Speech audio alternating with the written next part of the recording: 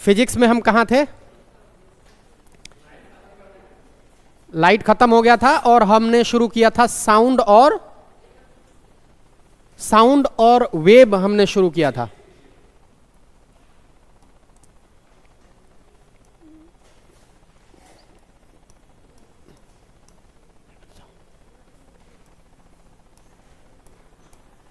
Sound and wave,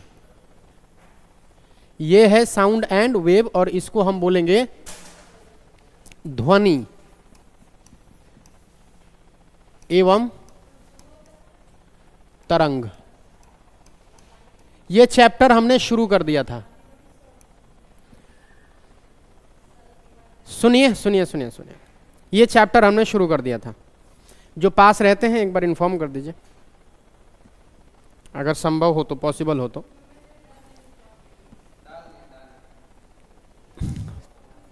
ठीक है, तो हमने ये, मुझे याद दिलाइए कहाँ थे हम? टॉपिक लास्ट क्लास में किसी को याद है कहाँ थे?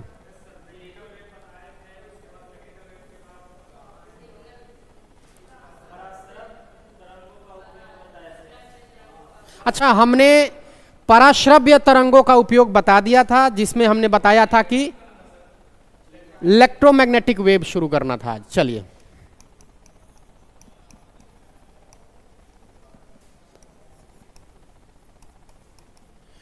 इलेक्ट्रोमैग्नेटिक वेव, इसको बोलते हैं विद्युत चुंबकीय तरंग।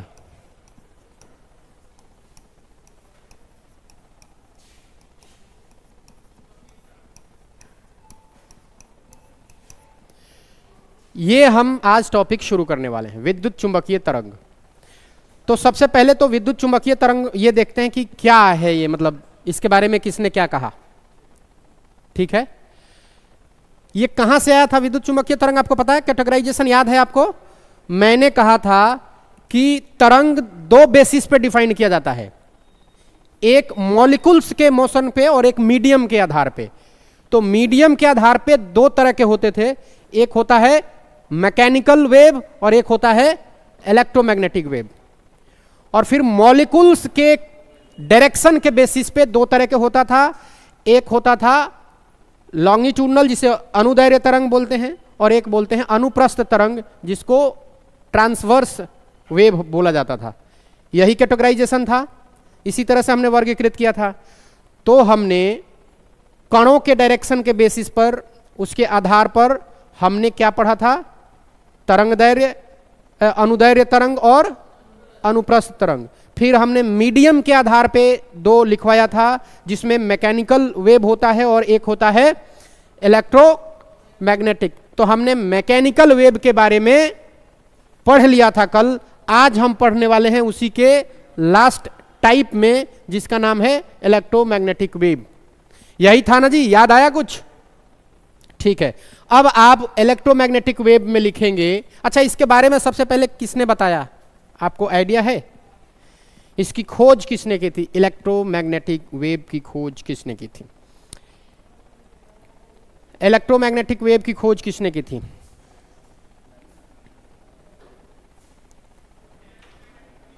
बताइए। सर्वप्रथम इसको मैक्सवेल ने खोजा था। मैक्सवेल। किसने?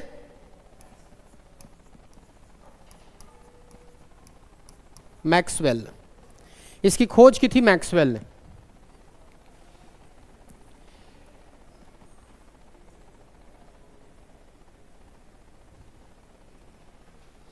ये उस तरह के वेव होते हैं जिनको प्रोपागेट करने के लिए, संचरण करने के लिए मीडियम की जरूरत नहीं होती है। मीडियम के आधार पे दो थे, एक था मैकेनिकल और एक था इलेक्ट्रोमैग्नेटिक। तो इसकी खोज किसने की थी? पहला पॉइंट मैक्सवेल। और दूसरा पॉइंट है कि इसको प्रोपागेट करने के लिए ये वैसी तरंग है, वैसे वेव जिन्हें प्रोपागेट करने के लिए, प्रोपागेट मतलब समझते हैं? संचरण करने के लिए जिनके संचरण के लिए, जिनके संचरण के लिए मीडियम की जरूरत नहीं होती। मीडियम का मतलब माध्यम की नीड नहीं होती, नीड नहीं होती।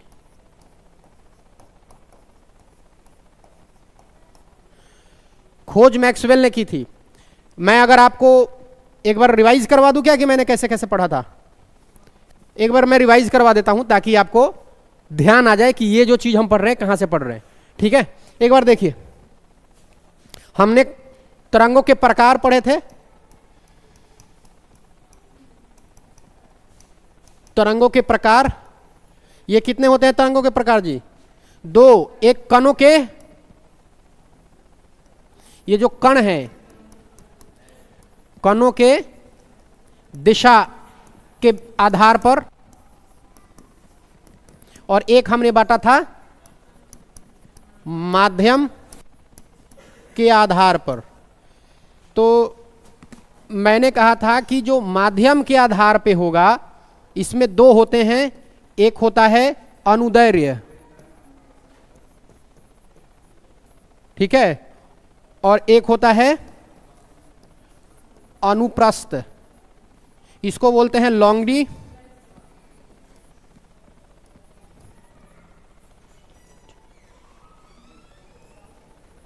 और ये होता है ट्रांसवर्स। ये बताया था। फिर इसमें हमने बताया था कि दो होते हैं, एक होते हैं मैकेनिकल वेव और एक होता है जो अभी पढ़ रहे हैं इलेक्ट्रो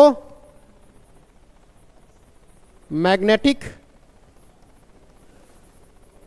वेव। ये हमने पढ़ा था, ये हमने खूब बढ़िया से पढ़ लिया था। पूरा 3 घंटे का लेक्चर हमने इन्हीं सब चीज़ों पे दिया था। पूरा तरंग समझा था, तरंग के बारे में समझा था, उनके और कुछ जितने भी उनके प्रॉपर्टीज होते हैं उनके बारे में समझा था। फिर इनके टाइप को हमने स्टडी किया था। फिर इसमें पराश्रव्य, अपश्रव्य और ये तमाम चीज़ें हमने पढ़ी थी।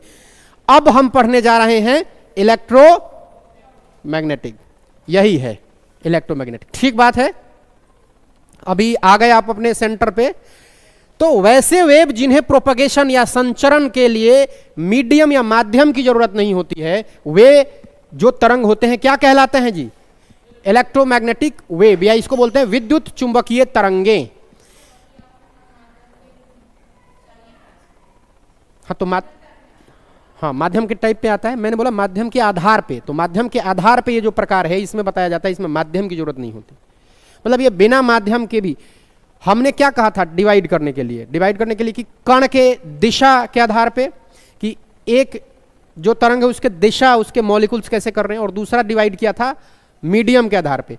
तो मैंने कहा कि इसमें मीडियम की बात करें तो इसमें मीडियम की जरूरत नहीं होती, तो मीडियम के आधार के कैटेगराइजेशन है। नहीं समझ पा रही है? हमने ये नहीं कहा था कि मीडियम इसमें होना चाहिए, हमने कहा था मीडियम के आधार पे इसका विभाजन है। तो इसमें हम ये कह सकते हैं चूंकि उसी आधार पे इसका डिवाइड किया, हमने कैटेगराइज किया है, इसलिए हम पढ़ रहे हैं कि इसमें मीडियम की जरूरत नहीं होती, बिना मीडियम का भी ये चल लेता है। ठीक है, लिखिए, लिख लिया आपने ये? अच्छा, इसमें क्या होता है कि जो आपने देखा होगा कि इसमें दो नाम है, विद्युत भी है और चुंबकीय भी है। जाहिर सी बात है इसमें दो क्षेत्र होते होंगे, एक विद्युत मतलब एक इलेक्ट्रिक फील्ड और एक मैग्नेटिक फील्ड। तो दोनों एक दूसरे के परपेंडिकुलर होते हैं। कहने का मतलब है कि चूंकि इसका नाम है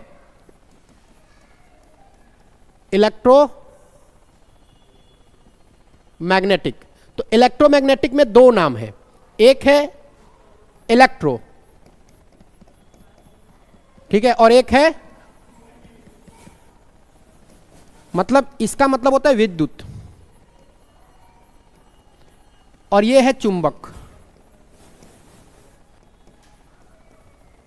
ये विद्युत, तो इस विद्युत की वजह से एक एरिया होगा, उसको बोलते हैं विद्युत क्षेत्र। क्योंकि विद्युत है तो विद्युत क्षेत्र क्रिएट करेगा, तो विद्युत क्षेत्र समझ लीजिए, फिर लिखिएगा। और ये होगा फिर इसके वजह से चुंबकीय क्षेत्र। हाँ, अभी मैं इंग्लिश में भी लिख देता हूं, इसको बोलते हैं इलेक्ट्रिक फील्ड और इसको बोलते हैं मैग्नेटिक फील्ड। इसको क्या बोलते हैं? Magnetic field. तो इलेक्ट्रिक फील्ड, इलेक्ट्रिक के वजह से दो नाम है, तो एक इलेक्ट्रिक फील्ड जनरेट होगा और मैग्नेटिक से मैग्नेटिक फील्ड जनरेट होगा। तो मान लीजिए कि ये जो फील्ड है ये है विद्युत क्षेत्र। क्या है? विद्युत क्षेत्र। तो जो मैग्नेटिक फील्ड होगा इसके ठीक यूं होगा। ये क्या है? हां, मैग्नेटिक फील्ड।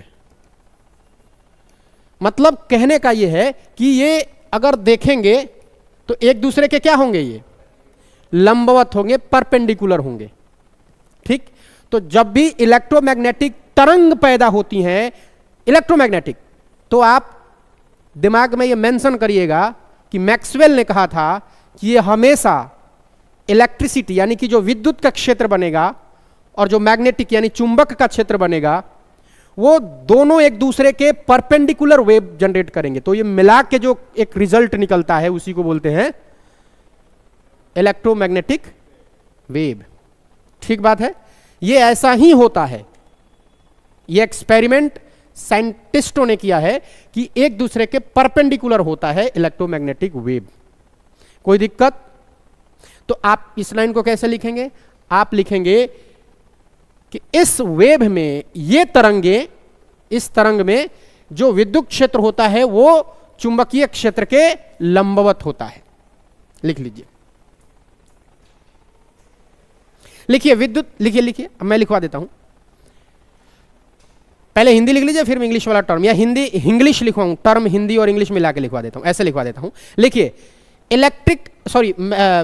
क्या नाम है? इलेक्ट्रोमैग्नेटिक वेव में, इलेक्ट्रोमैग्नेटिक वेव में यानी कि विद्युत चुंबकीय तरंग में, इलेक्ट्रोमैग्नेटिक वेव में विद्युतीय क्षेत्र यानी कि इलेक्ट्रिक फील्ड तथा मैग्नेटिक फील्ड, इलेक्ट्रिक फील्ड तथा मैग्नेटिक फील्ड एक दूसरे से परस्पर, ईच अदर, क्षेत्र परस्पर लंबवत तलों में कंपन करते हैं।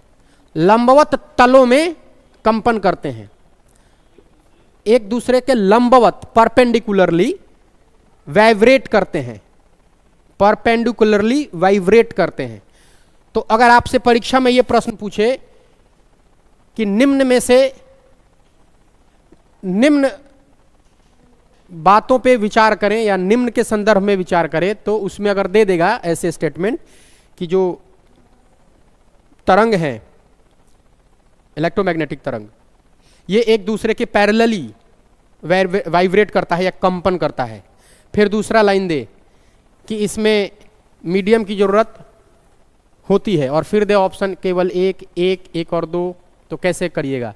पहला ऑप्शन सही होगा, पहला स्टेटमेंट गलत हो जाएगा, क्योंकि ये परपेंडिकुलरली करता है, पैरेलल एक दूसरे के नहीं करता है। आप मेरी बात समझ पा रहे हैं कि इलेक्ट्रोमैग्नेटिक तरंगे एक दूसरे के परपेंडिकुलरली कंपन करती हैं। जैसे इसमें अगर कंपन होगा तो मैग्नेटिक फील्ड वाला कंपन, मान लीजिए कि ऐसा है, ये कंपन दे रहा है, मान लीजिए ये वाइब्रेशन कर रहा है, ठीक है? तो जो ये मान लीजिए इलेक्ट्रिक फील्ड है, क्या है? तो जो मैग्नेटिक फील्ड होगा वो कुछ यूं वाइब्रेट करेगा, ठीक है? ये क्या होगा? मैग्नेटिक फील्ड होगा। इस तरह से एक आकृति बनती है। तो जेन्युइन वो आकृति बनती है ऐसे,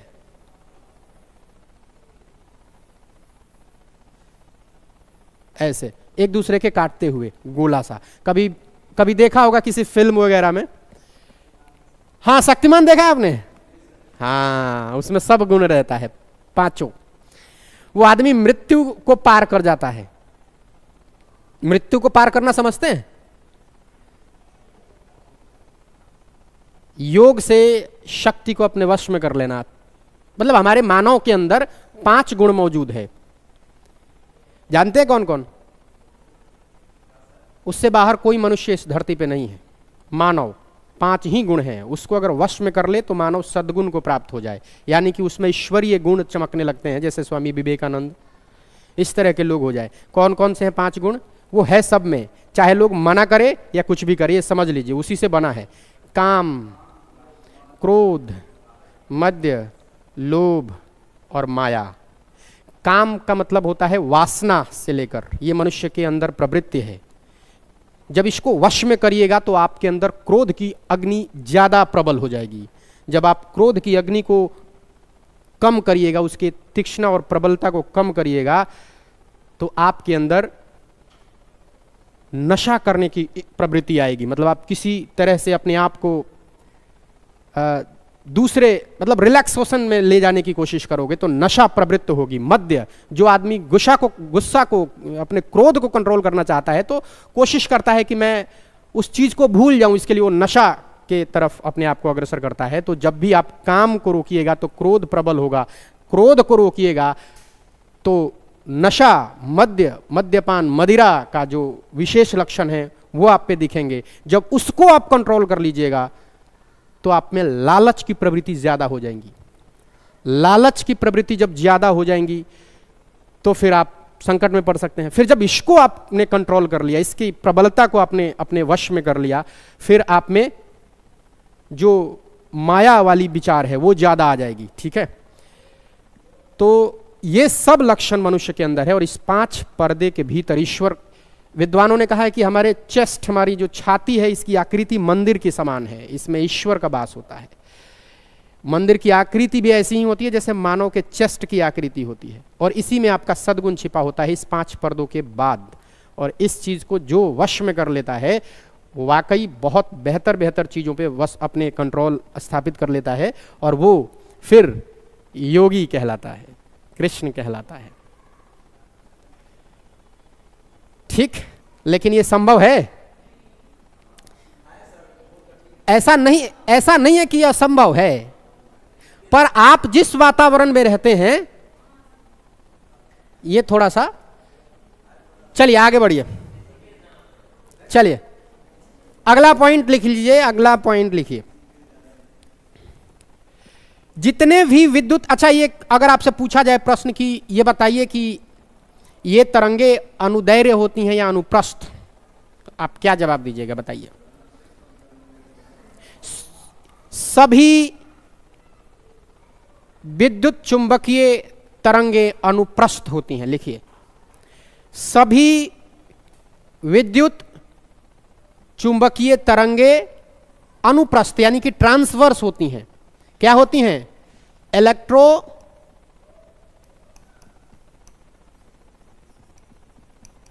मैग्नेटिक जो वेव होता है वो क्या होती हैं जी? ट्रांसवर्स, मतलब अनुप्रस्थ होती हैं। इलेक्ट्रोमैग्नेटिक वेव, ये जो इलेक्ट्रोमैग्नेटिक वेव है यानी जो विद्युत चुंबकीय तरंग है, सभी तरंगे जो विद्युत चुंबकीय हैं वो क्या होती हैं? अनुप्रस्थ होती हैं। क्या होती हैं? अनुप्रस्थ होती हैं। और जितने भी ये तरंगे हैं, अगर इसको पूछा जाए कि निर्वात में कितने स्पीड से गमन करती हैं, तो चूंकि ये अनुप्रस्थ है तो किसके वेग के समान? लाइट कौन सा है? अनुप्रस्थ है। लाइट कौन सा तरंग है? अनुप्रस्थ या ट्रांसवर्स। तो वो निर्वात में, वैक्यूम में कितने स्पीड से गमन करती है? लाइट, प्रकाश 3 × 10⁻, बस। तो ये भी कितने के पावर से गमन करेगी? कितने वेग के बराबर गमन करेगी? अगर परीक्षा में पूछ दे कि बताइए इलेक्ट्रोमैग्नेटिक वेव निर्वात में कितने वेग से गमन करती है, तो लिखेगा कि प्रकाश के चाल के बराबर, फलना के चाल के बराबर, चिलना के चाल के बराबर। तो आप क्या दीजिएगा? हाँ, लिख लीजिए इस पॉइंट को। सभी विद्युत चुंबकीय तरंगे निर्वात में प्रकाश वेग से गमन करती हैं। सभी इलेक्ट्रोमैग्नेटिक वेव यानी कि विद्युत चुंबकीय तरंग, सभी विद्युत चुंबकीय तरंग निर्वात में, सभी विद्युत चुंबकीय तरंग निर्वात में प्रकाश के वेग से गमन करती हैं।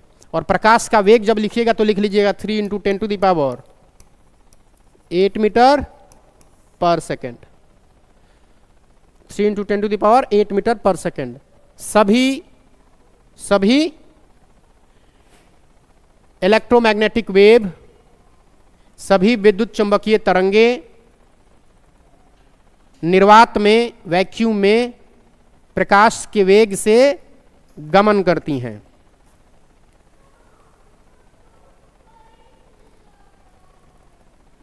अगर आपसे परीक्षा में पूछे कि बताइए कि ये जो तरंग होती हैं इलेक्ट्रोमैग्नेटिक वेव, इनका रेंज क्या होता है, एक मतलब कहां से कहां तक इनका परिसर होता है, इनका परास या रेंज जिसको बोलते हैं, तो आप क्या जवाब दीजिएगा? आपको ये ध्यान है इनका इलेक्ट्रोमैग्नेटिक वेव का? लिखिए, ये पॉइंट भी लिख लीजिए।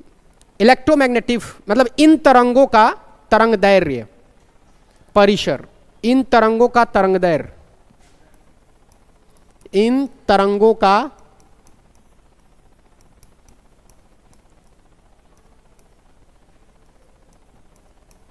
तरंग दैर्घ्य, परिसर या रेंज,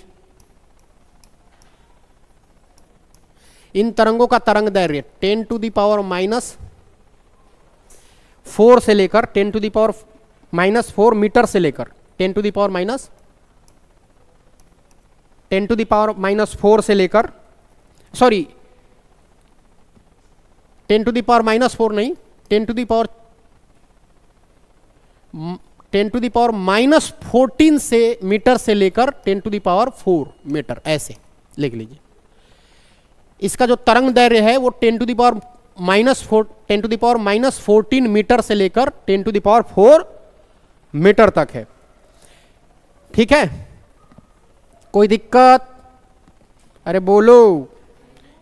और ये जिसको याद रहेगा इससे प्रश्न गलत नहीं करेगा, सिर्फ एक टॉपिक से, सिर्फ एक टॉपिक। कौन सा? एक वर्ड, इलेक्ट्रोमैग्नेटिक तरंग। अभी मैंने इसके प्रकार नहीं लिखवाए हैं, इसके प्रकार पे लाप्लास, न्यूटन अलग अलग कंसेप्ट बनाते हैं, और उस पर जब प्रश्न आता है तो बच्चे एकदम नाच खाते हैं, इधर से उधर हो जाते हैं। अभी मैं बताऊंगा, इतना आसान लगेगा आपको ये चैप्टर। क्या अभी समझ में आया? ये आगे बढ़े, इतना समझ में आया सबको? इन तरंगों का तरंग दैर्घ्य, परिसर या रेंज 10⁻⁻14 m से 10⁻⁴ मीटर होता है। ठीक है, इसकी खोज किसने की थी जी? बोलो जल्दी। मैक्सवेल ने। इसमें तरंगे फील्ड के कैसे घूमती हैं? परपेंडिकुलरली। कैसे कंपन करती हैं? परपेंडिकुलरली।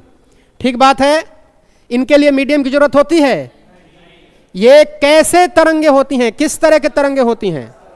अनुप्रस्थ तरंगे। इसलिए ये प्रकाश के वेग से निर्वात में गमन कर सकती हैं। बहुत बड़ी याद रहेगी बातें। ठीक है, अब लिख लीजिए विद्युत चुंबकीय तरंगों के प्रकार। विद्युत चुंबकीय तरंगों के प्रकार लिखिए। विद्युत चुंबकीय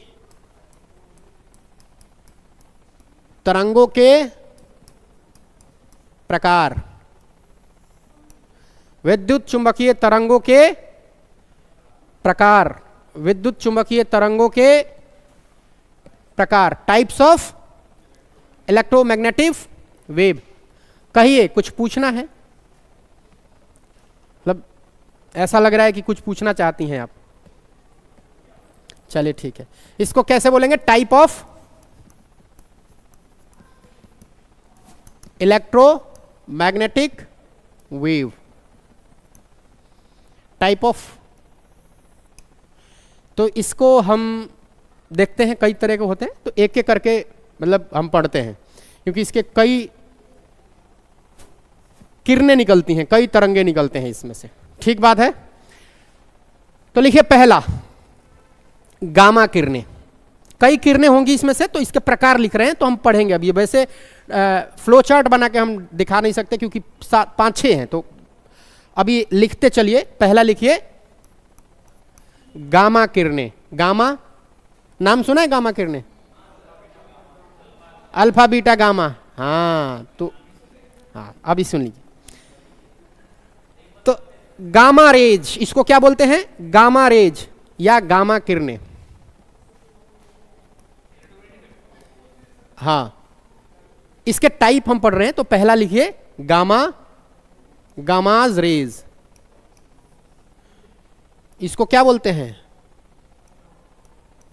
ऐसे ऐसे साइन है गामा का, या इसको हिंदी में लिखिए गामा किरणें। वाई नहीं है भाई, ऐसे ऐसे देखो, अभी ठीक है, गामा किरणें।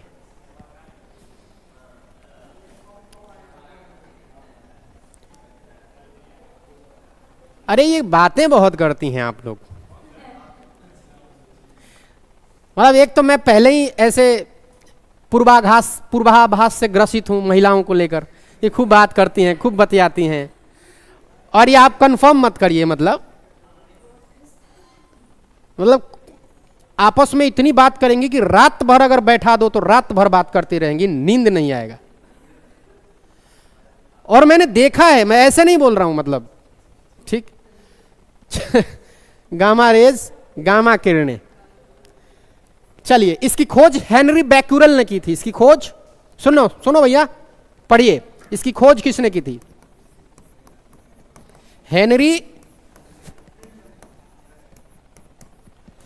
इसकी खोज की थी हेनरी बैक्यूरेल ने।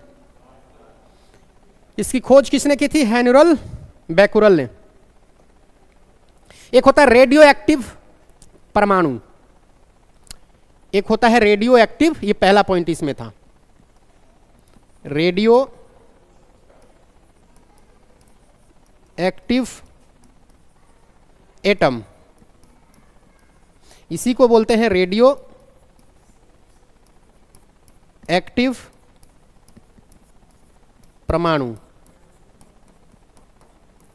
ये ना, ये जो एटम होते हैं रेडियो एक्टिव, जब ये इनके नाभि, इनका जो न्यूक्लियस है वो जब टूटता है तो इस तरह के किरणें निकलती हैं, अल्फा, बीटा, गामा, विकिरण निकलती हैं। मतलब अगर आपसे पूछा जाए कि सर ये कहां से निकलती हैं, तो आप बोलिएगा रेडियो एक्टिव एटम से। आप कहिएगा कि रेडियो एक्टिव एटम है क्या सर? तो वैसे परमाणु जिनके नाभि जब टूटता है तो उसमें ऐसे ऊर्जावान किरणें निकलती हैं, विकिरण निकलती हैं, रेडिएशंस होते हैं जिनमें कुछ चार्ज है, जो आयोनाइज्ड होते हैं, ऐसे ऊर्जा लेके निकलते हैं, उनको हम क्या बोलते हैं जी? Radio active. सुन रहे हो मेरी बात? तो ऐसे कैसे, मतलब मुर्दों की तरह बैठो, सुन रहे हो ना, मतलब मैं क्या बोल रहा हूं? हाँ, रेडियो एक्टिव एटम के बारे में बता रहा हूं।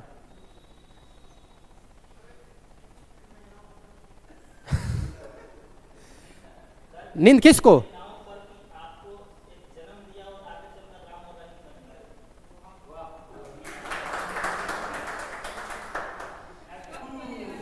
क्या बात है भाई, ना अरे लड़कियां, ये तो बदल दी। लड़कियां कहती है एक रील की बात थी, खत्म हो गई। ये कह रही है फिर से बोलिए, अभी रहने दीजिए, बाद में बुलवा लीजिएगा। अभी सुनिए, मैं बता रहा हूं कि रेडियो एक्टिव एटम जो होते हैं यही टूटते हैं तो इनके न्यूक्लियस से, इनके नाभिक से ये किरणें निकलती हैं। ऐसे कई किरणें निकलती हैं। तो आपको मन में आएगा ना कि सर रेडियो एक्टिव परमाणु होता क्या है? तो मैं बता रहा हूं कि ये, हालांकि इसकी बात केमिस्ट्री में करेंगे, बट अभी सुन लीजिए कि वैसे परमाणु जिनके न्यूक्लियस जो टूटते हैं तो उनमें से रेडिएशंस करने वाले चार्ज विकिरण निकलती हैं, जिसमें खुद एक एनर्जी है, आयोनाइज्ड एनर्जी। तो एक खास तरह के होते हैं। तो वैसे परमाणु जिनके नाभिक टूटने पर विकिरण या रेडिएशन वाले किरणें निकलती हैं, उनको बोलते हैं रेडियो एक्टिव एटम। अब बात हम गामा किरणें पढ़ रहे हैं, तो चूंकि ये रेज है और इलेक्ट्रोमैग्नेटिक चुंबकीय तरंग है, तो हम तरंग चैप्टर में पढ़ रहे हैं, तो बस इतना ध्यान रखिएगा कि रेडियो एक्टिव एटम्स के टूटने पर, इसके नाभिक के टूटने पर गामा किरणें निकलती है। इतना ही लाइन लिखना है, ठीक? लिख लीजिए, लिखिए, इस लाइन को लिखवाना पड़ेगा, लिखिए। रेडियो एक्टिव परमाणु या रेडियो एक्टिव एटम्स के नाभिकों के विघटन से, नाभिकों का विघटन होने पर या विघटन होने से, नाभिकों का विघटन होने पर प्राप्त होती हैं। कौन किरणें प्राप्त होती हैं जी? गामा। ठीक बात है। इनकी आवृत्ति, इनकी फ्रीक्वेंसी बहुत हाई होती है, इनकी फ्रीक्वेंसी बहुत हाई होती है, जिसकी वजह से इनमें ऊर्जा बहुत ज्यादा समाहित होता है। फ्रीक्वेंसी कैसी होती है इनकी? हां, फ्रीक्वेंसी हाई होती है, मतलब आवृत्ति उच्च होती है।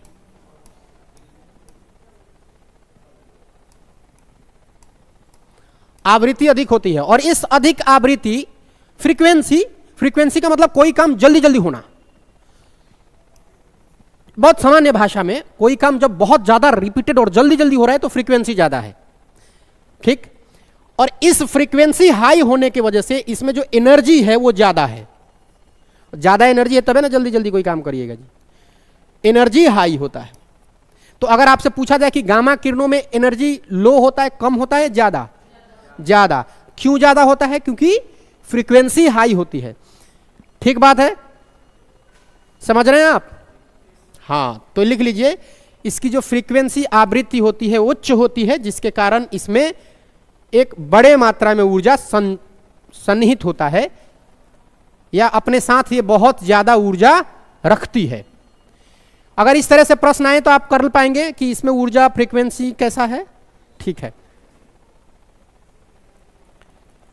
अच्छा, इसमें ऊर्जा ज्यादा होने से ना इसका भेदन करने की क्षमता ज्यादा होती है। भेदन मतलब पेनिट्रेशन, छेद करने की जो क्षमता है ज्यादा है, पेनिट्रेट करने की क्षमता ज्यादा है, क्योंकि इसमें फ्रीक्वेंसी हाई है और इसका ऊर्जा हाई है। तो लिख लीजिए कि इसका पेनिट्रेशन, एक तो परीक्षा में पूछा गया है कि क्या,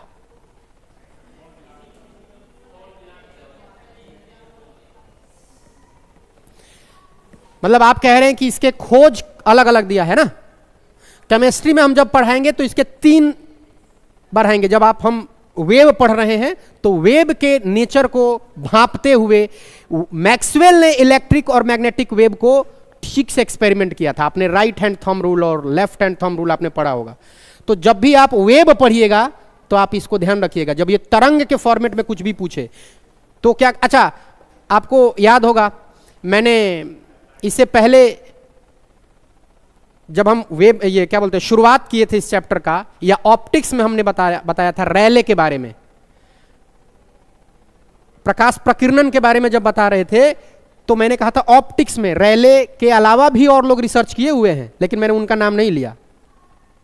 क्यों?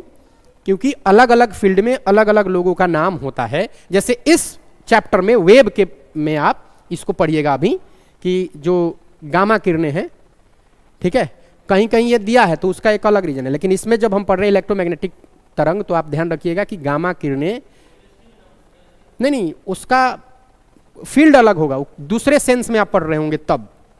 जैसे आपने इस चैप्टर में मैक्सवेल कहीं देखा है मैक्सवेल के अलावा? मतलब आप किस तरंग की बात कर रहे हैं? गामा किरणें। बैकुरल ने इसका 1897 में इसका खोज किया था, बस इतना भी याद रखिए। केमिस्ट्री में भी हम इस बात को पढ़ेंगे। ये दोनों हस्बैंड वाइफ थे, ठीक है, तो हस्बैंड वाइफ, और इसका एक दामाद था, इसका एक बेटा था, दोनों ने मिलकर एक्सपेरिमेंट किया था। तो वो हम कहानी पदार्थ जब पढ़ेंगे, उसका नाम ही है उस चैप्टर का रेडियो एक्टिव तत्व। नहीं, केमिस्ट्री सर पढ़ाएंगे जो बायोलॉजी पढ़ाते हैं। नहीं, मैं इसलिए बोल रहा हूं कि चूंकि मैं मतलब उसी फील्ड से हूं, तो जब आप केमिस्ट्री पढ़िएगा तो उसमें सीखिएगा, ठीक है। सबका पढ़ाने का फॉर्मेट अलग अलग है।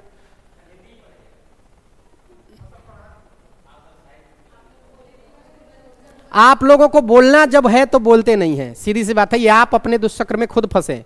मैंने इनसे बोला था जब भी आपको समस्या है और जो यहां फाउंडर आदमी पूछ रहा है आपसे कि कोई ग्रीवांसेस है, कोई परेशानी है, और एक बार नहीं पूछें, कई बार पूछें, एक आदमी खड़ा होकर नहीं बोला क्या समस्या। बोलना चाहिए, समस्या आपको है अगर तो बोलिए, और फिर आप हमसे कहिएगा। मेरे हाथ में उतना ही है कि मैं बोलूंगा, उसका पैसा ले रहा हूं। ठीक है, तो हाँ, जितना देर यहां हूं उतना देर का बन रहा है। अब मैं कहने सीधा सा सामान्य बात है, मैं मैनेजमेंट का अधिकारी नहीं हूं, तो आपको जिसको डील करना था उससे आपने बोला नहीं। हिंदी पढ़ा दूंगा, क्यों नहीं, हमें बुरा लगता है। 10-20 क्लास ले लेंगे तो हमारा हो जाएगा ठीक ठाक। चलिए, बहरहाल ये बात की बात है, लेकिन आपको हिंदी पढ़ना चाहिए। तो कहिए, देखिए कुछ हो सकता है। तो और बच्चे इसमें जो नहीं आ रहे हैं उनको भी बोलिए कि हिंदी 20-21 नंबर का आता है, पढ़ना है तो नया बैच हम करवा देंगे। अभी रंजीत सर हैं, कभी आए तो एक बार मिलकर बोलिएगा। और मतलब मैं अपना क्या कहूँ, किसी से कहिएगा, मतलब मेरे से ही नहीं, किसी से कहिएगा कि सर हिंदी पढ़वा दीजिए, ठीक है। तो बोलिएगा समस्या, तो इसका सॉल्यूशन निकलेगा। शुरू करें आगे।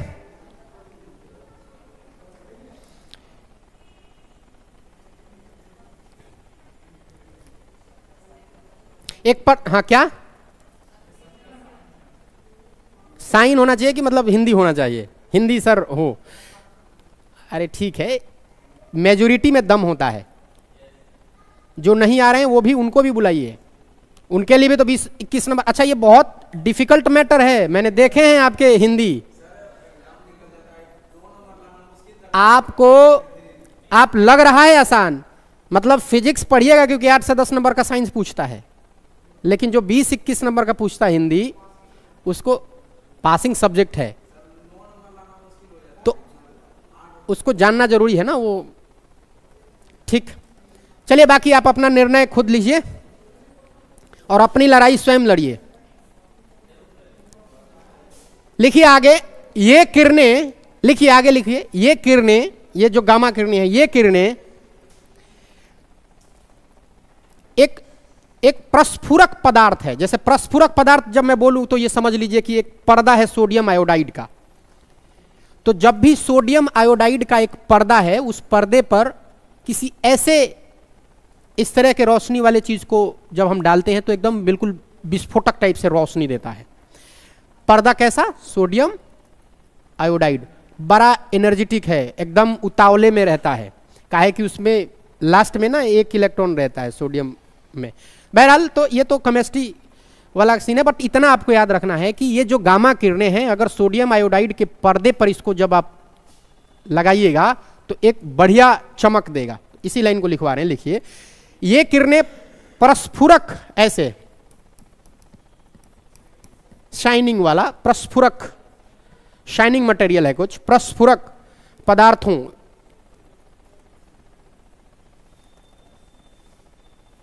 ये किरणें प्रस्फुरक पदार्थों तथा सोडियम आयोडाइड। आप ये मत लिखिए, प्रस्फुरक नहीं भी लिखिए, आप लिख लीजिए सोडियम आयोडाइड। लिख लिया ना, तो कोई बात नहीं है। ये जो किरणें हैं, ये गामा किरणें,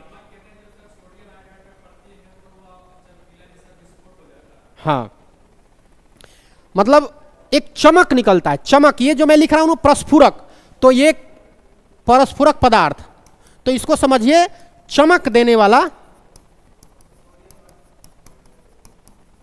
पदार्थ। प्रस्फुरक का मतलब होता है चमक देने वाला पदार्थ, ठीक। स्पार्क, बिल्कुल ठीक है, स्पार्कल मटेरियल, स्पार्कल मैटर। तो प्रस्फुरक पदार्थ, स्पार्कल मैटर तथा सोडियम आयोडाइड, प्रस्फुरक पदार्थ या स्पार्कल मैटर या चमक देने वाला पदार्थ तथा सोडियम आयोडाइड के पर्दे पर ये किरणें जब पड़ती हैं, पर्दे पर sodium iodide, sodium iodide, sodium iodide के पर्दे पर, सोडियम आयोडाइड के पर्दे पर ये किरणें चमक उठती हैं, शाइन करने लगती हैं, चमक उठती हैं। अब आपसे प्रश्न कैसे पूछेगा? गामा किरणों को सोडियम आयोडाइड के पर्दे पर इंसिडेंट मतलब बौछार कराएंगे या डालेंगे तो इसकी चमक घटेगी, बढ़ेगी, समान रहेगी या चमकेगा ही नहीं?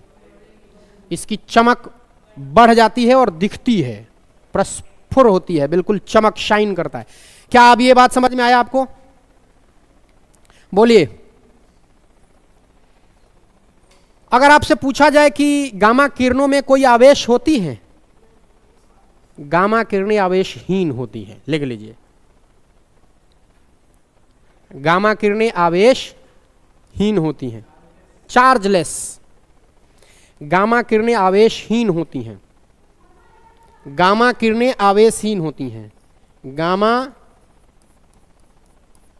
किरणें आवेशहीन होती हैं, गामा किरणें आवेशहीन होती हैं।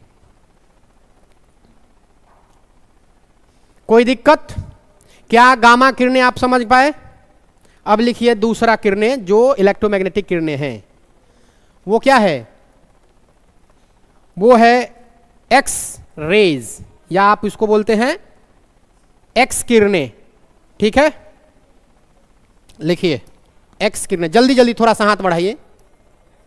एक्सरे, इसकी खोज किसने की थी?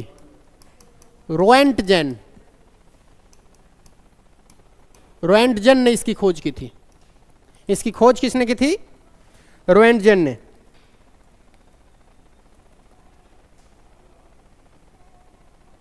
कैसे ये उत्पन्न होता है? ये उत्पन्न कैसे होता है?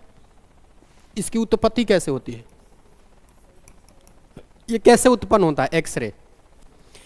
तो जब भी अत्यधिक काइनेटिक एनर्जी वाला, अत्यधिक गतिज ऊर्जा वाला इलेक्ट्रॉन को कठोर धातु जैसे टंगस्टन पर आप बौछार करिएगा, मारिएगा, तो ये किरणें उत्पन्न होती हैं। क्या मैंने बोला? हाँ, मतलब इसकी उत्पत्ति होती है जब आप किसी हाई गतिज ऊर्जा, गतिज ऊर्जा का मतलब काइनेटिक एनर्जी वाले इलेक्ट्रॉन्स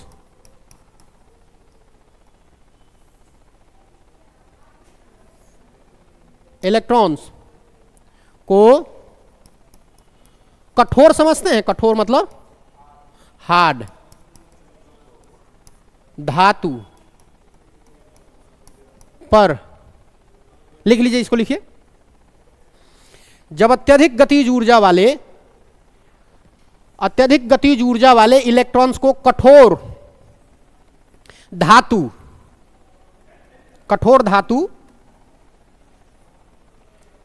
पर टकराते हैं, कठोर धातु पर टकराते हैं, तो एक्स रेज उत्पन्न होती है। जैसे किस पे टकराएंगे आप? एग्जाम्पल पे लिखिए। टंगस्टन। टंगस्टन समझते हैं?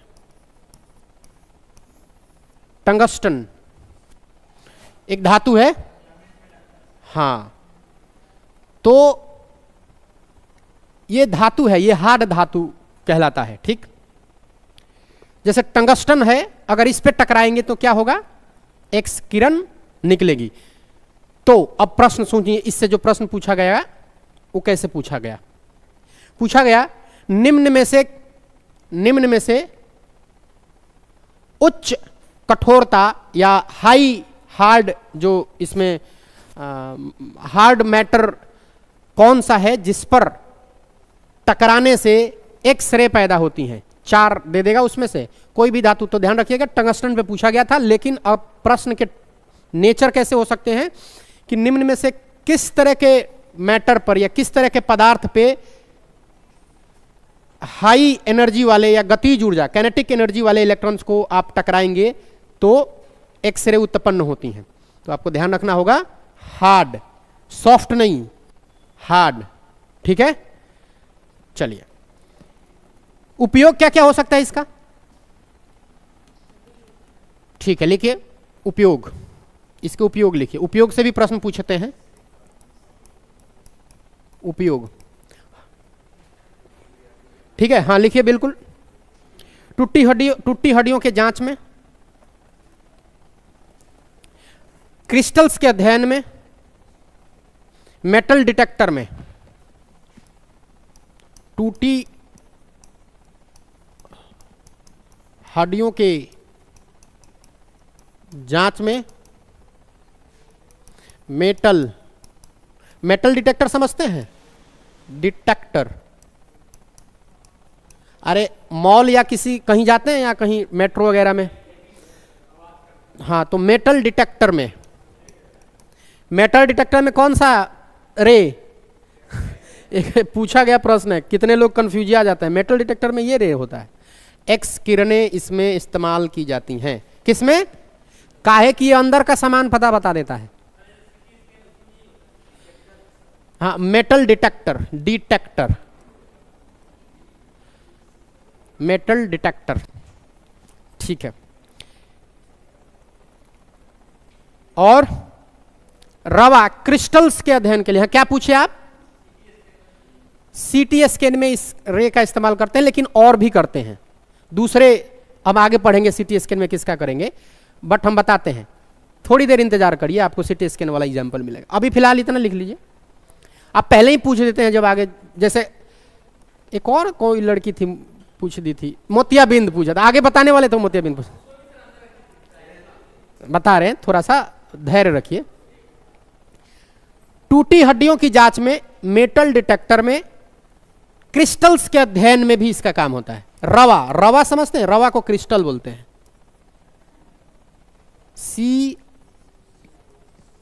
क्रिस्टल्स। आप कहिए सर क्रिस्टल्स क्या है? अभी ध्यान रखिए, क्रिस्टल्स केमिस्ट्री में जान लीजिएगा, क्रिस्टल्स स्टडी में, इसके अध्ययन में, क्रिस्टल के स्टडी में, इसके अध्ययन में।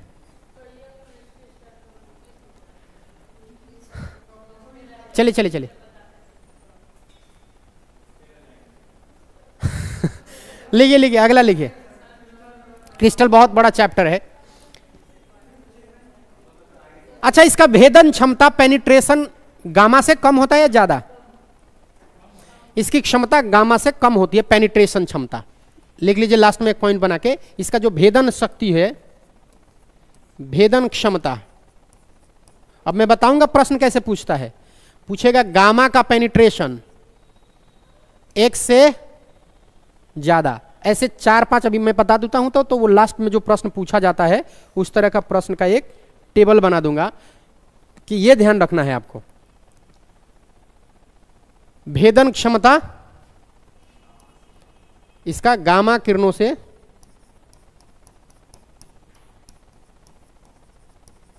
कम होती है। पेनिट्रेशन क्षमता, पेनिट्रेट करने की क्षमता इसका कम होती है। अब लिख लीजिए पराबैंगनी किरणें। हाँ ठीक, किसका? उससे कम होगा। किससे? गामा से। ठीक है, थोड़ा एनर्जी भी कम होगा क्योंकि इसका पेनिट्रेशन कम है।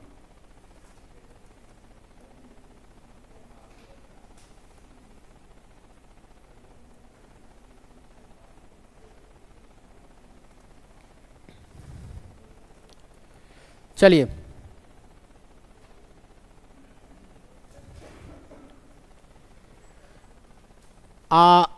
ये है हमारा, देखिए अब थोड़ा सा समझ लीजिए। इसमें मैंने बोला कि हड्डियों का, टूटी हुई हड्डियों की जांच होती है। तो जब भी ब्रेन में आपको कोई मतलब इधर वाले एरिया में कोई दिक्कत हो तो सीटी स्कैन कराते हैं। ठीक है, अब ये हड्डियां का मतलब होता है कि मतलब बॉडी के किसी पार्ट में एक्सरे करा के देख लिया जाता है, बट एक अलग प्रोसीजर होता है सीटी स्कैन। और सीटी स्कैन में अगर आपसे पूछा जाए कि कौन से किरणें यूज किया जाते हैं तो एक्स किरणें सीटी स्कैन में भी यूज होती हैं। ठीक है, सीटी स्कैन में भी एक्स किरणें ही यूज होती हैं। चलिए, और कोई पॉइंट छूट रहा है एक्स किरणें में? चलिए आगे लिख लीजिए, कौन सा किरण है? अल्ट्रावायलेट। लिखिए, अल्ट्रावायलेट किरणें को हिंदी में क्या बोलते हैं? पराबैंगनी किरणें।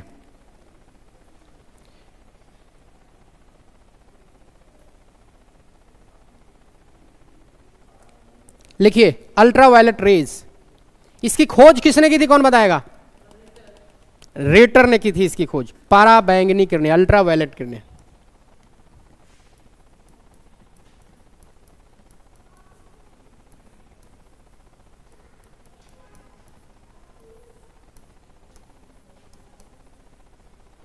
अल्ट्रा, चलिए पारा बैंगनी किरणें, ये इसकी खोज रीटर ने की थी। लिखिए खोज,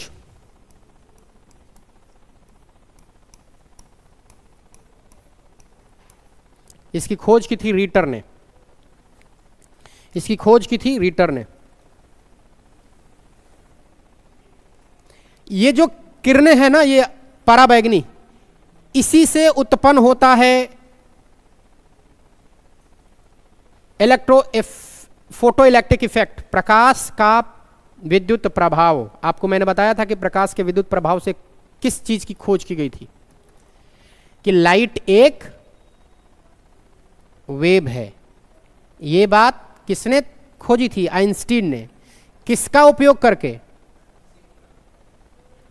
वाह रे वाह, अरे फोटो इलेक्ट्रिक इफेक्ट के जरिए आइंस्टीन ने यह सिद्ध किया था कि लाइट एक वेव है, और ये जो वेव है पराबैंगनी किरणें, ये यही वेव के वजह से फोटो इलेक्ट्रिक प्रभाव दिखता है, इसी से उत्पन्न होती है फोटो। तो लिख लीजिए वो पॉइंट।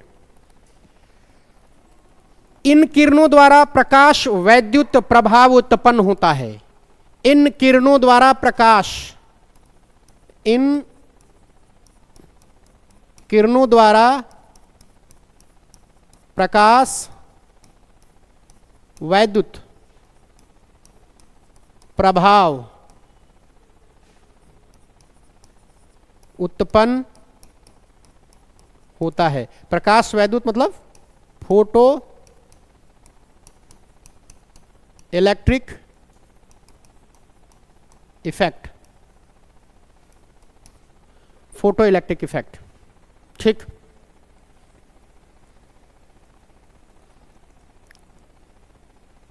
हो गया।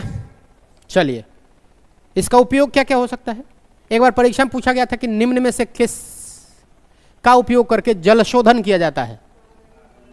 पराबैंगनी किरणें, जल शोधन।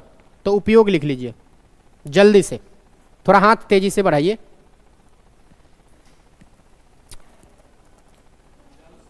उपयोग, हाँ, मतलब कीटाणु रहित, कीटाणु को मारने के लिए जल के अंदर इसका उपयोग किया जाता है। लिखिए जल शोधन मतलब वाटर प्यूरिफाइंग के लिए,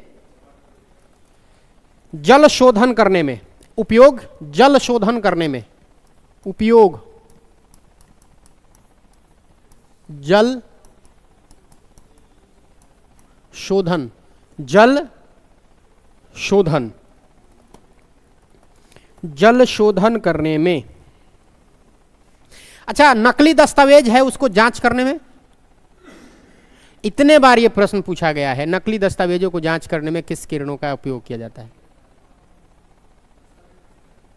मतलब कोई भी नकली दस्तावेज है, जमीन, कुछ किसी भी चीज का जो पेपर दस्तावेज है नकली है, तो उसके लिए पराबैंगनी किरणों का इस्तेमाल किया जाता है।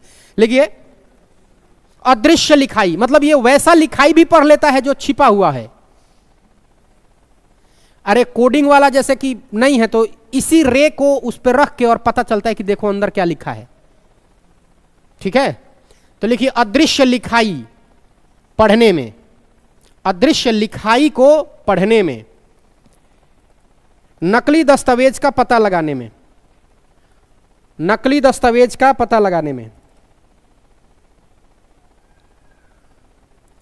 अदृश्य लिखाई पता, अदृश्य लिखाई समझ रहे हो?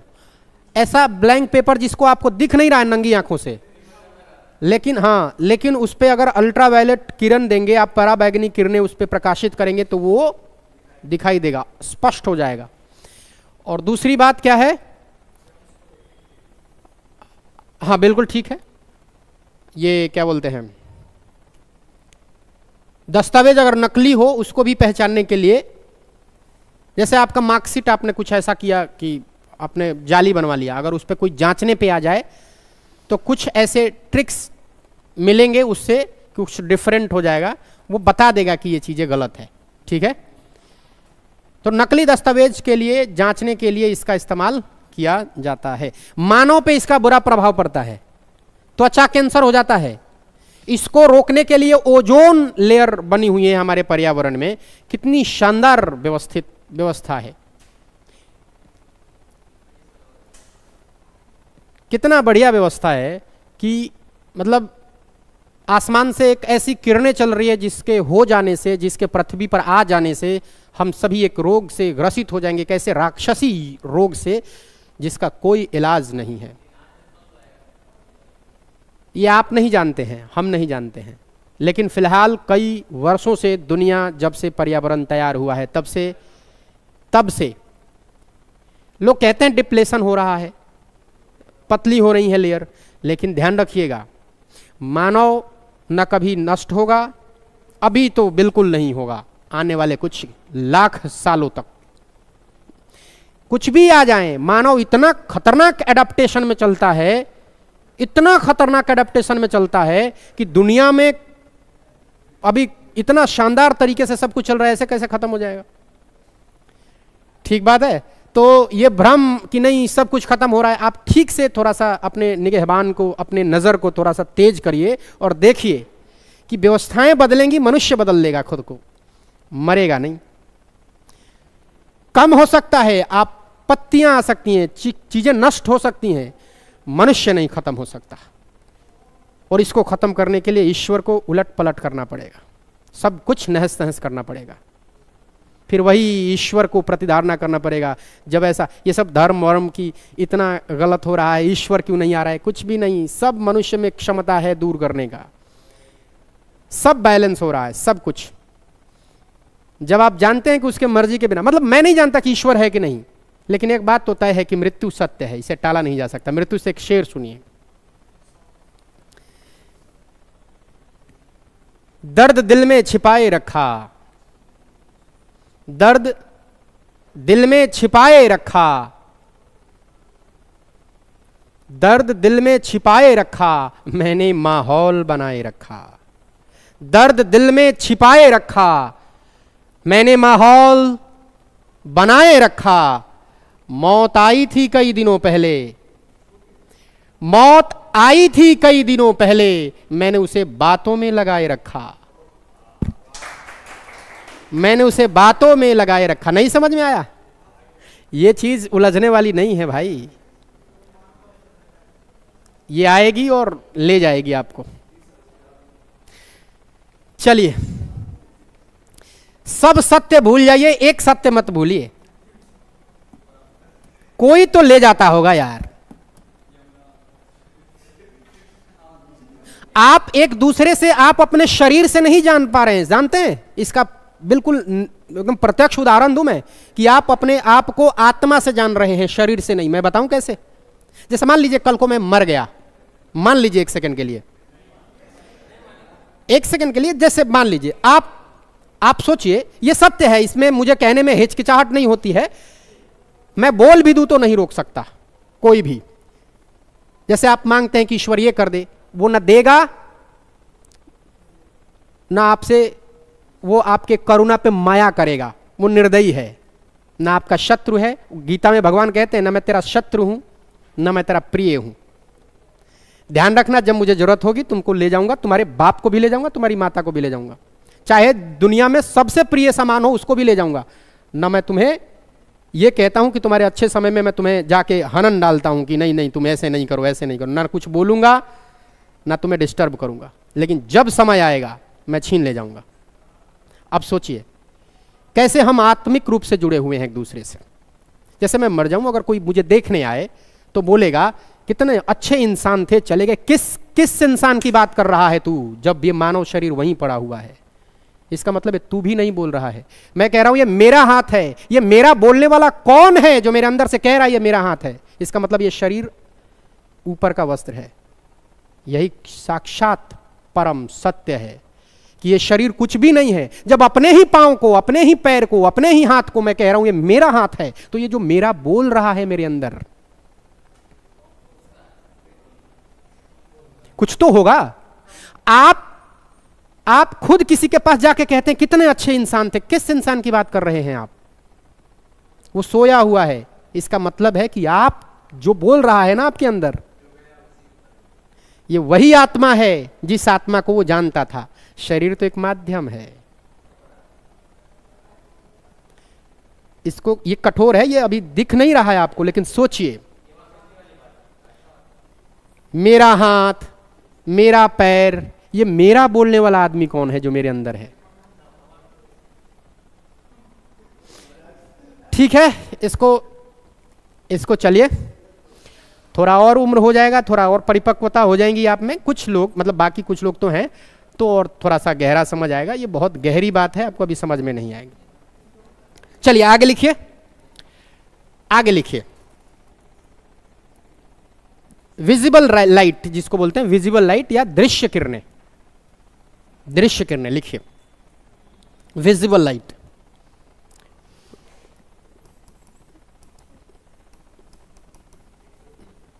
दृश्य किरणें,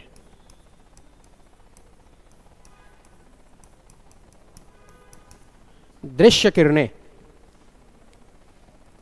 अच्छा, विजिबल लाइट की खोज किसने की थी? न्यूटन ने। लिखिए, खोज किसने की थी? किसका यूज पानी में होता है? ना ना ना ना ना, पानी शोधन करने में होता है। वो एक देखिए, किसी भी चीज अति सर्वत्र वर्जते, मात्रा से अधिक चीजें नुकसान पहुंचाएंगी। वो जो किरणें आती हैं वो पर्याप्त मात्रा में आएंगी। ये जो हाँ, ये जो है चीजें मतलब नियत करके आती हैं, और जल शोधन करने में मतलब जल को शुद्ध करने के बाद आप उसको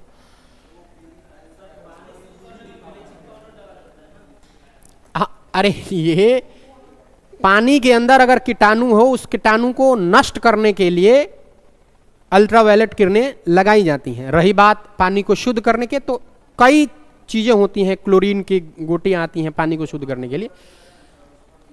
यूवी लिखा रहता है ना आरओ पे, तो अब बोलते भी हैं कि ये बिल्कुल अल्ट्रावायलेट प्यूरिफायर वाटर है। तो वो पानी के अंदर जो कीटाणु है पूरी तरह से साफ कर देता है अल्ट्रावायलेट। रही बात उसकी, तो वो उससे भी करते हैं। पानी के टंकी में भी हम कुछ गोटियां डालते हैं, लेकिन क्या वो पानी पीते हैं? साफ करने के लिए, कुछ गमक या बदबू ना आए उसमें, इसके लिए। बहरहाल जो शोधन करते हैं हम, पानी को प्यूरिफायर करते हैं, वो अल्ट्रावायलेट किरणों से करते हैं। साफ बोलिए और क्लियर बोलिए। अरे यार, तो वो अजीब हाल है, वो पीते हैं। ए रुको रुको रुको, हाँ बोलो। उस पानी में अभी हम एसिड की बात कर रहे हैं क्या? अलग अलग खुरपी के भी हमें हंसुआ के गीत गावे हैं भाई। या एसिड की बात नहीं कर रहे, पानी के प्यूरिफाइंग की बात कर रहे हैं। नहीं वो कैसे? अच्छा चलिए भाई रुको, बोलो अब, तो समझाओ हमको। तो ये उलूल जुलूल बात क्यों पूछ रहे हो? हमने नहीं बोला कि उस पानी को प्यूरिफाई करना है। आपको अगर पीना है पानी, उसमें कीटाणु है, तो उसको शोध करने के लिए, शुद्ध करने के लिए इस जल की जरूरत है, अल्ट्रावायलेट की। अब आप जो पूछ रहे हैं कि बैटरी की पानी, तो उसका क्या मतलब है, क्या पूछना चाह रहे हैं वो क्लियर करिए। मतलब नहीं, उसको जरूरत नहीं है। क्यों ऐसा लगता है आपको कि उसको किया जाता होगा? उसका अपना पैरामीटर है ना। आप शरीर हैं, आपके अंदर बहुत सारी सिम्टम्स आ जाएंगी अगर आप गलत चीजों को अंदर लीजिएगा, तो वो तो एक निर्जीव चीज है, उसके पैरामीटर के हिसाब से उसे डील किया जाएगा। जैसे आप साग खाते हैं, आप में साग को डाइजेस्ट करने का सामान नहीं है, इसलिए वेलुविरिन इसमें नहीं मिलता है, जिससे मानव का जो मल होता है वो पीला होता है वेलुविरिन के कारण। परीक्षा में पूछे जाने फैक्ट है।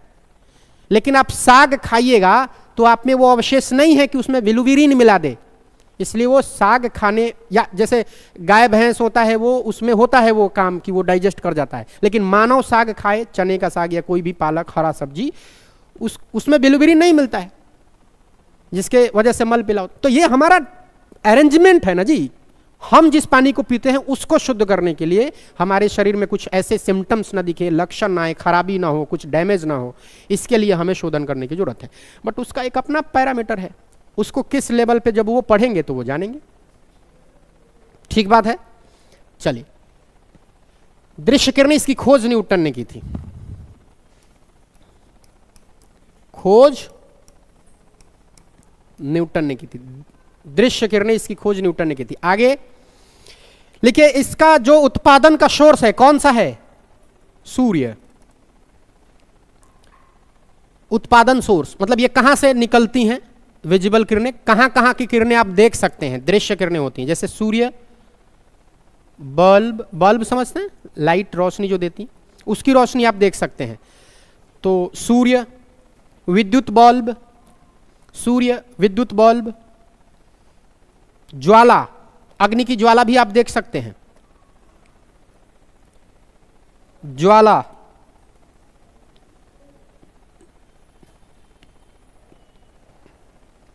या कोई भी दीप्त वस्तु देख सकते हैं आप, बशर्ते कि वो 800 के ऊपर ना जाए, 790 या 780 के एंगस्ट्रम के ऊपर ना जाए, इतने हाई ना हो कि आपका आंख चकाचौंध हो जाए।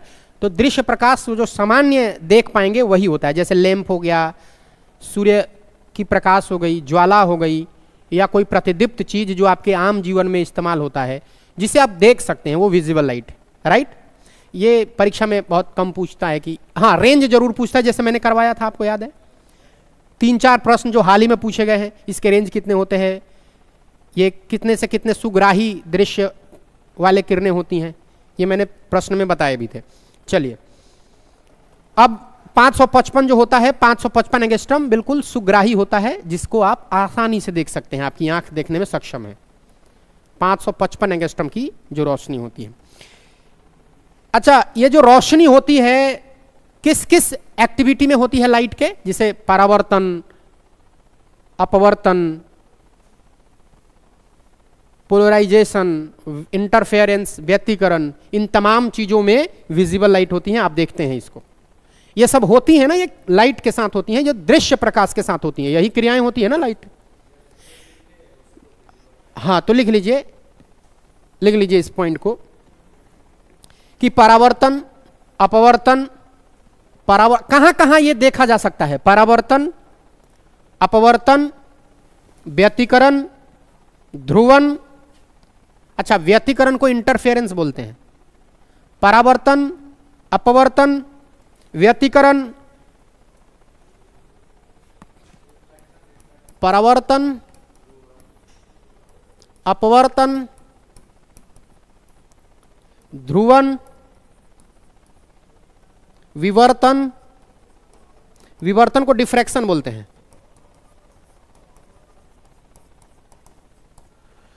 ध्रुवन को पोलराइजेशन बोलते हैं।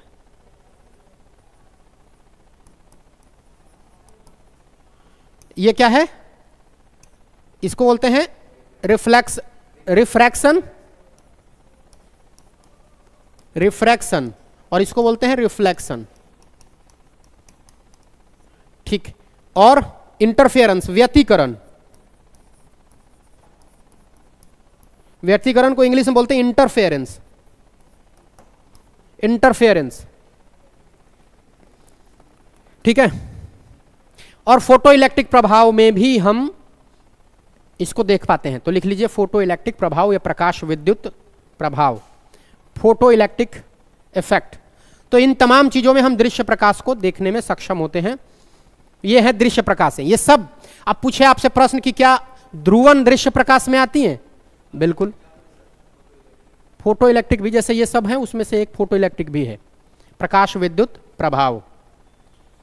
ठीक हुआ। अब एक बच रहा है इंफ्रारेड। नाम सुना है इंफ्रारेड का? अवरक्त किरणें। लिखिए, अवरक्त किरणें, इंफ्रारेड, ये सब हम कौन से किरणें पढ़ रहे हैं जी? हाँ, इलेक्ट्रोमैग्नेटिक मतलब ठीक। व्यतिकरण क्या है? ये बड़ा टॉपिक है, व्यतिकरण फिर भी सुन लीजिए। इंटरफेरेंस क्या है? क्या है व्यतिकरण, कोई बताएगा?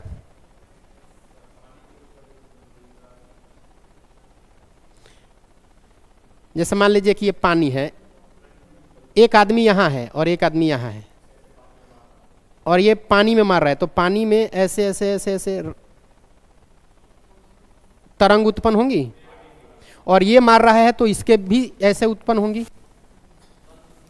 एक टाइम पे आएगा कि दोनों एक दूसरे पे आरोपित हो जाएंगे, ऐसे हो जाएगा, ऐसे जाएंगी दोनों, ऐसे ऐसे हाथ से हिलाते रहे तो पानी में एक वेव जनरेट होगा, और दोनों जब एक दूसरे से टकराएगा इक्वल फ्रीक्वेंसी में, इक्वल एम्पलीट्यूड के साथ, आयाम के साथ, आयाम का मतलब होता है ये जितना हिलकोरा मार रहा है, ऊपर नीचे जा रहा है, वो इसी प्रोसेस को क्या बोलते हैं? इंटरफेरेंस बोलते हैं। कभी अकेले में समझ लीजिएगा, ठीक है? करवाए थे तो अब कोई समस्या पूछ रहा है तो भाई हम तो चरासाज हैं। चरासाज समझती हैं? चरासाज समझते हैं आप लोग? चरासाज मतलब होता है डॉक्टर। हाँ, हिंदी का एक भाषा है, सीख लीजिए, चरासाज। दरख्त क्या होता है? दरख्त, दरख्त का मतलब होता है पेड़ पौधे की टहनियां। दरख्त आप लोग को समझ में आता है, कुछ टूट जाना दरख्त होता है ना? दरख्त का मतलब होता है हाँ पेड़ पौधे। रेलवे स्टेशन को सगट विराम बोलते हैं इसको।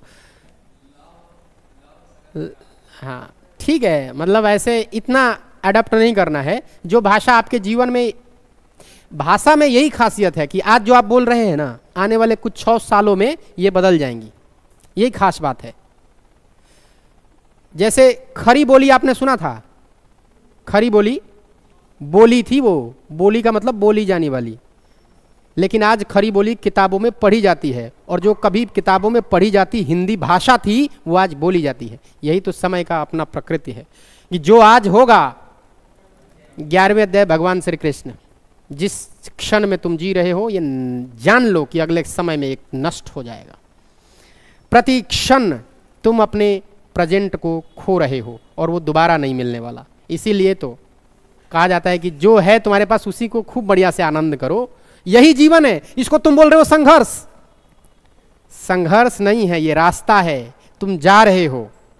कुछ लोग मिले हैं, इसको एंजॉय करिए, इसको संघर्ष के रूप में नहीं देखिए, ये मिल जाएगा। कुछ कहीं भी स्थिरता नहीं है। शादी के पहले लगता है स्थिरता है, हो जाने के बाद बेचैनी, तनाव, पढ़ने के नौकरी लग जाने के बाद क्या है? नौकरी लग गई, कुछ नहीं है भाई। नौकरी लगने के बाद दूसरा सीजन शुरू होता है फिर। तो जहां है वहीं पे मस्त रहिए, चलते रहिए ठीक ठाक से, तनाव लेकर नहीं। चलिए अब आगे लिखिए, आगे लिख लीजिए। चलिए क्या लिखवा रहा था हमने टॉपिक? लिखिए इंफ्रा, इसकी खोज हर्शेल ने की थी। इंफ्रारेड, इंफ्रा अवरक्त। जल्दी जल्दी लिख लीजिए, इस चैप्टर को खत्म करना था मुझे आज। जल्दी जल्दी लिखे, मैं बोल रहा हूं, लिखूंगा नहीं। अवरक्त किरणें, बातें मत करो। इसकी खोज हर्शेल ने की थी। हर्शेल समझते हैं? हर्शेल नाम है ये, हर्शेल। इसकी खोज की थी है इंफ्रारेड। भाई मैं लिखता हूं थोड़ा, इसके लिए क्षमा चाहते हैं।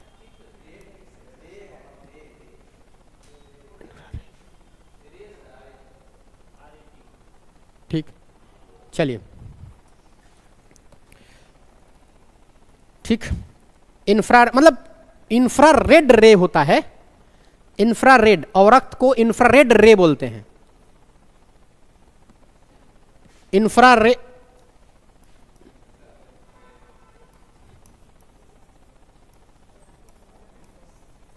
इतना समझ लीजिए आप लोग।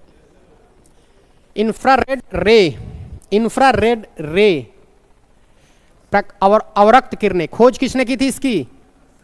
हर्शेल ने। अच्छा,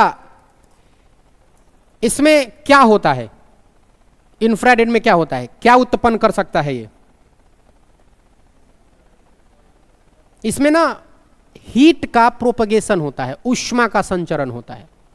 लिखिए, इससे ऊष्मा का संचरण होता है, ऊष्मा का संचरण, या इसको बोलते हैं प्रोपगेशन ऑफ हीट। हाँ, लिखिए इसमें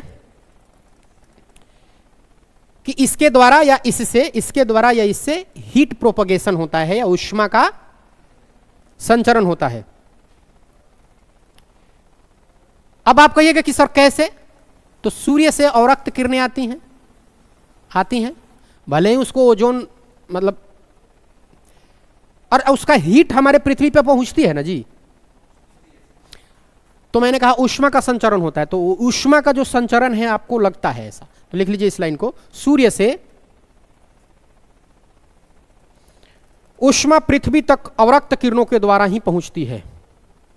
सूर्य से ऊष्मा पृथ्वी तक, सूर्य से ऊष्मा पृथ्वी तक अवरक्त किरणों के जरिए ही पहुंचती है। सूर्य से ऊष्मा पृथ्वी तक अवरक्त किरणों के द्वारा ही पहुंचती है। यानी कि सूर्य से जो हीट है वो अर्थ पे किसके जरिए पहुंचती है? इंफ्रारेड रे के जरिए पहुंचती है।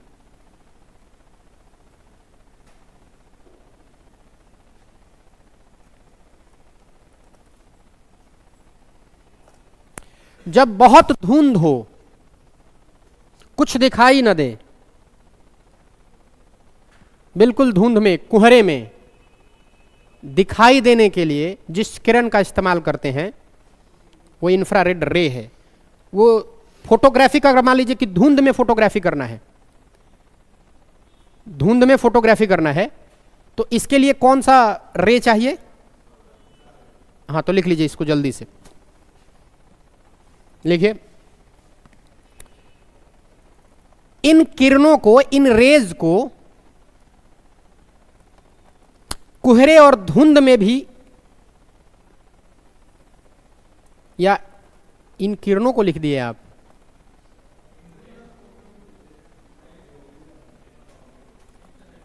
क्या लिखे?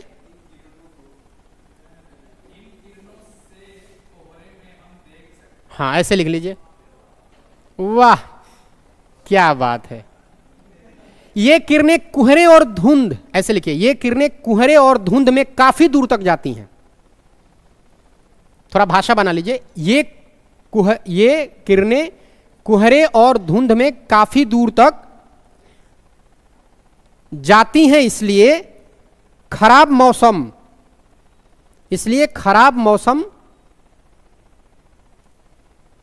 व कुहरे में फोटोग्राफी के लिए इसका उपयोग होता है। खराब मौसम या कोहरे के फोटोग्राफी के लिए, कोहरे में फोटोग्राफी के लिए इसका यूज होता है। ठीक बात है? इतनी बात समझ में आई? मतलब अगर आपको धुंध में देखना है, धुंध में, कोहरे में, तो इसमें जब फिल्म या फोटोग्राफी किया जाता है तो इंफ्रा रेड रे का इस्तेमाल करते हैं, क्योंकि ये दूर तक जाती है कोहरा और धुंध में भी। ठीक है, अभी के लिए इतना ही। अब आगे हम कल पढ़ेंगे। वायरलेस कम्युनिकेशन में भी इसका यूज होता है, वायरलेस कम्युनिकेशन में भी इसका यूज होता है। तो ये लाइन, लास्ट वाला लाइन लिख लीजिए, फिर हम कल मिलेंगे आपको। लास्ट वाला लाइन ये है कि टेलीविजन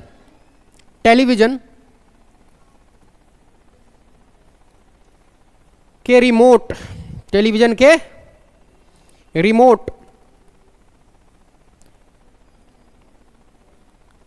टेलीविजन के रिमोट में इसका यूज किया जाता है, कंट्रोल करने के लिए इसका यूज किया जाता है। ठीक है, मिलते हैं अगले क्लास में आपसे। चलिए।